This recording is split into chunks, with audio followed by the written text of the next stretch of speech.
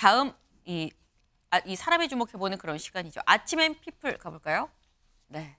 두 사람입니다. 먼저 첫 번째 인물 이준석 대표예요. 이제 개혁신당 대표죠. 기사 같이 볼까요? 대구 간다던 이준석, 화성을 출마. 이원욱 양향자와 반도체 벨트입니다. 네.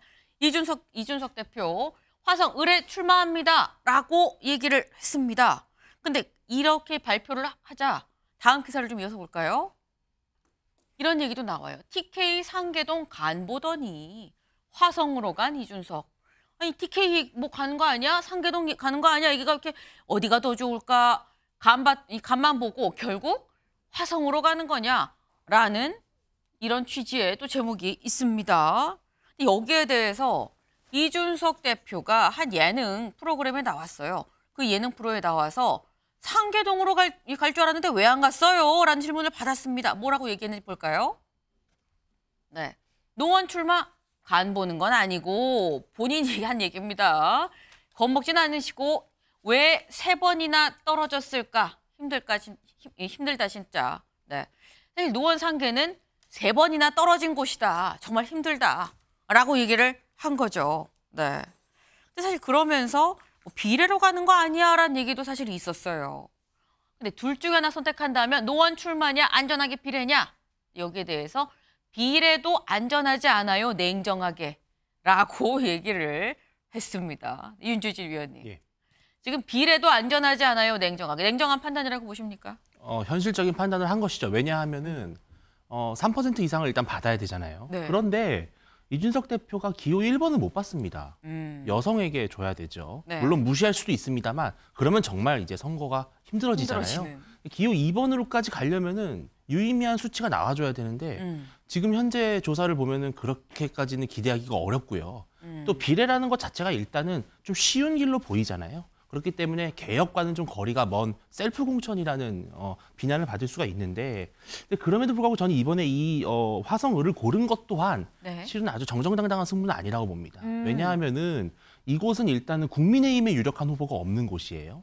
즉 보수표를 가져올 수 있다라는 일말의 기대감이 있기 때문에 네. 좀 쉬운 연결고리를 이제 뚫고 들어간 것이고 여기 이원욱 이제 의원이 원래 지역구였기 때문에 그쵸. 상당한 조직이 있어요. 그것을 등에 업고 결국은 선거를 하겠다 이런 것이고 또 이 지역은 타지인들이 많고 토박이들이 좀 상당히 적은 신도시 지역이죠. 그렇기 때문에 바람이 불면은 혹여나 한번 노려볼 만하다. 그런 여러 가지 계산이 깔린 것이지 이 또한 제가 봤을 때는 이준석 대표가 뭔가 의미심장한 그런 헌신의 길을 가는 것은 아니다. 상당히 좀 전략적이고 계산적인 선택이다 이렇게 보입니다. 네.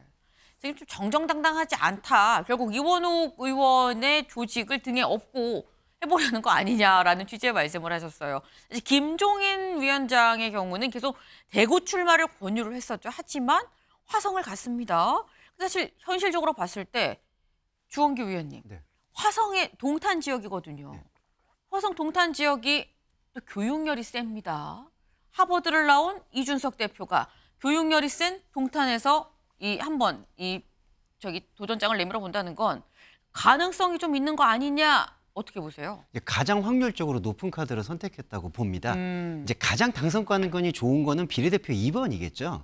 그런데 그거는 너무나 모양새가 안 좋다고 이준석 대표도 이미 밝힌 바가 있어요. 예전에 네. 김종필 이제 전 대표의 행보를 봤을 때. 그렇기 때문에 이 화성을이라는 지역구가 동탄 이 신도시를 꿈꾸고 있고 제2의 분당을 꿈꾸고 있는 이들에게 어떻게 보면 셀럽의 위치로서 당선 가능성이 가장 높일 수 있다는 가능성이 있고 또 하나 개혁신당의 당원들이 여기에 많이 포진되어 있는 것도 하나의 어떤 당선 요인으로 볼 수가 있습니다. 그런데 제일 중요한 건 이 당 지지율이에요. 네. 당 지지율이 바람을 불지 않으면 백약이 무효일 수가 있기 때문에 이 낮은 당 지지율을 어떻게 극복해야 될지에 대한 관건 포인트 하나 하고요. 네. 또 하나의 관전 포인트는 네. 더불어민주당의 지금 대표 이 후보가 공영훈 전 현대차 사장입니다. 네. 이 동탄 신도시 화성을 지역에 현대차 관련 직원분들이나 그 가족분들이 상당히 많기 때문에 그분들의 애로사항을 또 잘 이해하고 있는 후보가 더불어민주당 쪽에서 나왔고 또 그리고 국민의힘에서 또 나오게 될 때 그 3파전을 과연 견뎌낼 수 있을지 이게 주목됩니다. 네. 지금 말씀 중에 나왔죠. 민주당 후보가 또 만만치가 않다 말씀을 하셨어요. 공영훈 후보다. 지금 화성을 지역을 좀 보면은 일단 민주당의 공영훈 후보 전 현대자동차 사장입니다. 그리고 이준석 대표 아직 국민의힘은 정해지지 않았습니다. 그럼 이런 상황에서 국민의힘은 또 어떤 후보를 내야 될 것이냐 아마 고민이 깊지 않을까 싶은데 근데 이준석 이 대표 지금 말씀을 쭉 들어보면 가장 현실적으로 그래도 당선 가능성이 높을 수 있는 곳을 고른 게 화성을인 것 같다라고 얘기를 했어요. 본인도 얘기를 한 게 뭐 비례는 사실 냉정하게 봐서 그것도 쉽지 않다라고 얘기를 했는데 그 똑같은 예능 프로그램 그 SNL에 나가서 노원에 내가 안 간 이유만 내가 비례로 갈 수 없는 이유만 얘기한 게 아닙니다. 한동훈 위원장한테 영상 편지도 썼어요. 뭐라고 썼느냐? 네. 요즘 행복하시죠? 근데 그 자리에 있었던 사람들 참 많았습니다. 저를 포함해서. 그러면서 이렇게 얘기를 했어요. 그 다음까지 계속 잘한다는 게 무슨 의미인지 좀 고민해 보셔야 될 것 같아요. 왕관의 무게만큼 느끼게 되실 겁니다. 굿럭. 네. 굿럭이 마지막인데 정말 굿럭을 기원한 것이냐라는 생각이 들어요. 조기현 위원님 웃으셨는데 어떤 의미입니까? 뭐 SNL 코리아가 예능이니까요. 네. 예능적 표현을 한 것 같은데 지금 뭐 화성을 지역구로 선택하는 것도 그렇고 이준석 대표가 지금까지 정치해보면서 이렇게 자기 뜻대로 안 되는 상황이 처음이라고 느낄 것 같아요. TK가 나온 것도 전제는 뭐였냐면 국민의힘 공천 과정에서 공정 갈등의 진원지가 될 것이고 거기에 틈새가 생길 것이기 때문에 네. 3당이 의미 있게 TK를 통해서 교두보를 확보한다. 이런 전략이 있었던 것인데 네. 한동훈 위원장이 잘 관리를 했잖아요. 어쨌든 변화와 쇄신은 없지만 적어도 안정적 관리를 했고 이탈이나 갈등이 발생하지 않았기 때문에 네. TK로 갈 수 있는 여지가 없어진 것이죠. 그런 상황을 반영한 메시지가 아니었나 싶습니다. 그러니까 네. 지금 할 수 있는 것은 어쨌든 최선의 카드 화성을을 통해서 3자 구도를 통해서 원내 진출이라는 원래 최대 목표를 달성하는 것이긴 한데 생각보다 뜻대로 돌아가지 않는 여러 가지 상황에 고민은 많을 것 같습니다. 그 부분이 아마 한동훈 장관 위원장에 대한 어떤 저런 방식의 소외로 표현된 게 아닌가 싶습니다. 네. 이제 두 번째 인물을 좀 봐야겠죠. 두 번째 인물 보겠습니다. 네. 조국 전 장관입니다. 네. 기사 같이 볼까요? 네. 공식 창당으로 다돌린 조국혁신당 대표의 조국. 윤 정권 역주행 종식입니다. 조국 전 장관 말씀드린 것처럼 지난 주말 콘서트장 같은 이런 이 창당식을 열었습니다. 그 모습 잠깐 같이 보고 오실까요? 창당이라는 이 역사적인 행사에서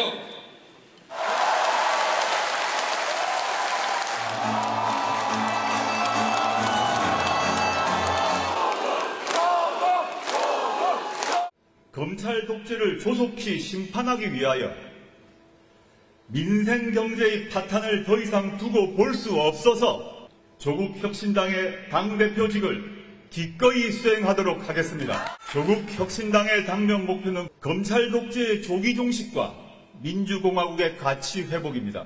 우리가 건너야 할 강은 검찰 독재의 강이고 윤석열의 강입니다. 네, 조국 전 장관 이제 조국 대표라고 얘기를 해야 될 것 같아요. 대표로 선출이 됐습니다. 그런데 이 조국 혁신당에 대해서 정권 심판론에 도움이 된다라는 얘기도 나오고요. 아니다, 이거는 좀 표가 갈라진다라는 얘기를 하기도 합니다. 윤주진 의원님 어떻게 보십니까? 일단 정권 심판론에는 도움이 좀 안 될 것이라고 보는 것이 아무래도 아직까지는 대한민국 중도층에게 조국 전 장관의 과거의 그런 여러 가지 의혹과 논란들, 비리에 대해서는 부정적인 인상이 매우 강하게 남아 있습니다. 지난 정권 교체의 가장 주요 원인 중에 하나가 바로 조국 전 장관, 조국 사태거든요. 그렇기 때문에 조국 전 장관이 나오면 나올수록 중도 표심은 민주당 그리고 이제 진보 진영으로도 많이 멀어질 것입니다. 그런데 표심 이탈이라고 하는 것은 저는 민주당 입장에서는 상당히 좀 우려해야 될 대목이라고 생각을 합니다. 왜냐하면 지금 현재 이재명 대표의 사천 논란과 민주당의 분열상 이러한 것들을 봤을 때 민주당의 오랜 전통 지지층들이 민주당보다는 제2의 대안으로 조국 혁신당을 고르고 있거든요. 그래서 민주당의 비례연합의 표심이 상당 부분 조국 혁신당으로 이탈이 되면서 이재명 대표의 어떤 비례대표 정치인에 대한 그립감이 많이 떨어지지 않을까 그렇게 보고 있습니다. 네, 조국 신당이 뜨면 이재명의 민주당은 좀 하향되는 거 아니겠느냐라는 그런 말씀을 주셨어요. 네. 근데 오늘 사실 이것만 이슈는 아닙니다. 사실 오늘 이제 곧 발생할 이슈가 뭐가 있느냐. 국민 8면 같이 볼까요? 네. 김영주 의원, 민주당 목사 또 국회 부의장이기도 하죠. 근데 오늘 국민의힘에 갑니다. 오늘 국민의힘 입당을 한다. 한동훈 위원장의 중도층 외연 확정에 10분 공감했다라고 얘기를 하고 있습니다. 영등포 갑으로 출마를 할 걸로 예상이 되지만 공식적으로는 아직 뭐 논의된 바가 없습니다라고 얘기를 했죠. 어떻게 될지 오늘 입당하면서 어떤 얘기를 내놓을지도 좀 봐야 될 것 같네요. 저희가 준비한 소식 오늘 여기까지입니다. 오늘도 좋은 하루 보내세요.